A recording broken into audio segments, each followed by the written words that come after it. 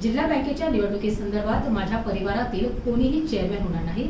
विधान परिषदेसाठी कोणालाही उमेदवारी भरण्याची मोकळीक होती। माझ्या मुलाला जर उभे करायचं असेल तर पक्षाकडे उमेदवारी मागितली असती।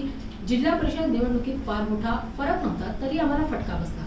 आम्हाला हरून महाविकास आघाडीने पद मिळवले असते तर एवढे वाईट वाटले नसते। मात्र मोठ्या भावनेत असे केल्याने वाईट वाटते। आमच्या पक्षाला कुठेही जोडण्याचे काम झाले नाही आणि ठराव करून सर्व अधिकार आम्ही आता एकनाथ शिंदे यांना दिले आहेत। ते जे सांगतील तोच चेअरमॅन होईल।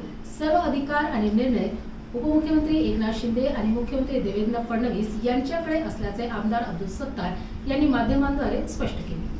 का नाहीये का मला एखादाही मताचं त्यांचं परिवर्तन तिकडून होऊन मला मतं मिळत नाही, तिथे करून काही फायदा नाही। त्यांची अडचण बी आहे, माझी बी अडचण आहे। ती अडचण त्यांची दूर झाली, जिल्ह्यामध्ये युती करायला सांगितलं, नंतर काय झालं, कसं झालं, कशा पद्धतीने झालं। शहराच्या आजूबाजूचे 19 मतदारसंघ आहे या शहराच्या, संभाजीनगर शहराच्या आजूबाजूला 19 मतदारसंघामध्ये 3 मतदारसंघ आम्ही जिंकलो, बाकी पुरेचे पुरे आम्ही हरलो। तर हरण्याचे कारण काय? महापालिकेचा इफेक्ट लगेच जिल्हा परिषदेला पडला। जिल्हा परिषद झाल्यानंतर मग आमची जिल्हा परिषदमध्ये सालोना सालोप्रमाणे वर्चस्व होता, 2च मताचा फरक होता, काही फार मोठा फरक नव्हता।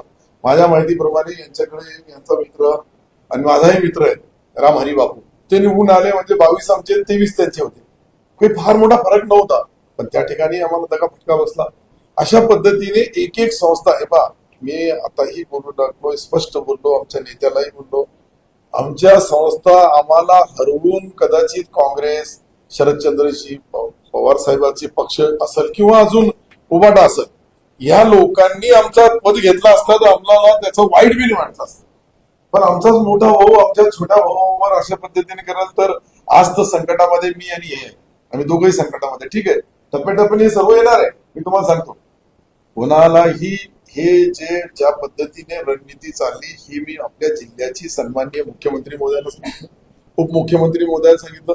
याच्याबद्दल तुमचा जो गोड गैरसमज झाला, हो साहेब, गोड गैरसमज याचा झाला का मी बँक घेतली, बँकेमध्ये मी आता याच्यापेक्षा स्पष्ट काय करणार, पण माझा मुलगा माझ्या जागेवर उभा राहायचा नाही तर मग आता तो कमालच झाली। पण आता या निवडणुकीमध्ये संघर्ष तुमचा आणि भाजपचा दिसला, कारण भाजपचंही असं म्हणणं आहे की गेल्या 2-3 वर्षात बँकेत खूप वाटोळं झालेलं आहे, त्यामुळे आता आम्हाला यावं लागेल, बँक सुधारावं लागेल।